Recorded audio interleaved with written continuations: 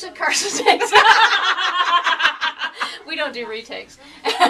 Okay, welcome back to Carson Tate's video log. I have here Bold Strokes author Robin Summers, right? That's who you are? That would be me, Because I've yes. never met you before. Hi, I'm Robin Summers. Hey, Robin. Nice to meet Nice to meet you. Okay, so you have a book out. I do. And, we don't have a copy handy, but we did. We did. It's called... Then it was raining. Yeah, we were outside and it was raining, so we put the book away. Yeah.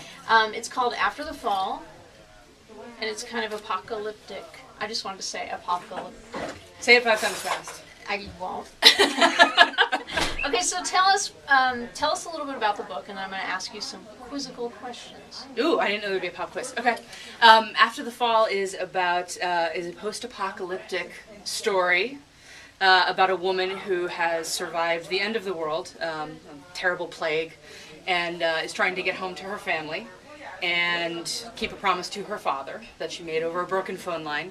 And along the way, she meets a group of people who offer her a chance at more than just surviving the end of the world, but actually living. Actually living again. Yeah, it's a really fantastic book. Thank you very much. I can't believe it. It's not your first novel, really? It is my first novel. Okay, well, I'm kind of jealous of that. Because it's, like, super good. Well, thank you very much. And so you wrote it from the perspective, it's Taylor. Right. You wrote it from Taylor's perspective, but you also included a different perspective in the book. I did, and that's Duncan, who's a young man, or a young boy who's trying to become a young man.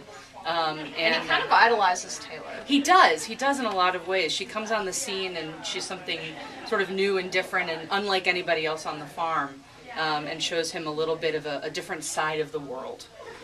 It's a really unique way of giving a perspective on your main character without your main character having to do it. It's just... Yeah, it was really a challenge. I went back and forth on it a lot, but at the end of the day, I really wanted to tell the story, the main story, through Taylor's perspective in that first person, really in her voice.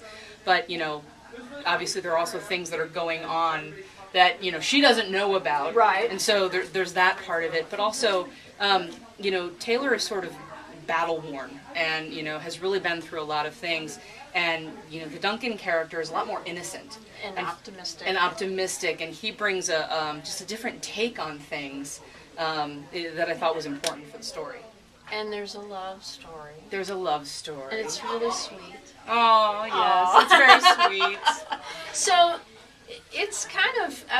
Had you thought about writing a sequel? People always ask this, and so I'm just going to ask it for all the people who will ask it. No, it's funny. The first time somebody asked me the question is when I went, I could write a sequel. You totally left it where you could. I did. I mean, I think in the back of my mind somewhere I thought about possibly revisiting the characters. I hadn't given it a lot of thought, but obviously I've been giving it more thought now.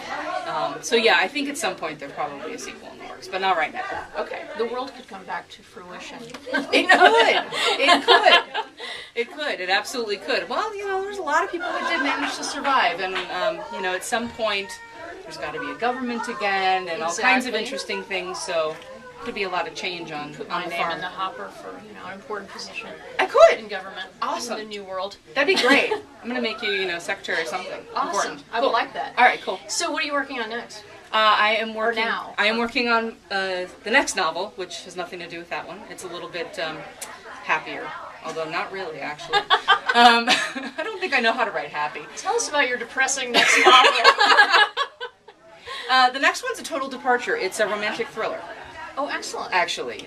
Slasher thriller or kind of espionage? Or... No, more like slasher thriller. This is espionage. Yeah, apparently. espionage. I'm going to remember that forever. But really slasher thriller? Really, kind of slasher cool. thriller. Maniac mass murderer thriller. Love that. Yeah. Yeah, that's fun to write, and I'm not sure what that says about me. Yeah, I think it says good things. Yeah, I don't know. Well, we like those. Yeah, well, Will there be any love or just thrill? There will be love, yes. Romantic thriller. So, okay, excellent. Fewer characters, so a little bit easier for me to focus, which is good. But definitely a, suspense, ticking clock kind of thing. Some romance, really, really bad, evil person, fun stuff. Love it. Love Oh, it, yeah. wait, I read the opening, or I read a slice of You it, did, right? Is yes. that what I read? I think that is what you read, yes. You're in for a treat. I've only read like 3 pages and I'm already hooked, so. Awesome. Hopefully the other 200 and something, live up to those 3. Just So. copy those 3 over and Over and over again. Exactly. Yeah. All right, well, thanks for joining us. Awesome. Thanks for having me. This is Carson Tate's video log with Robin Summers. Go buy her book, After the Fall. After the Fall. Okay, signing out. Bye.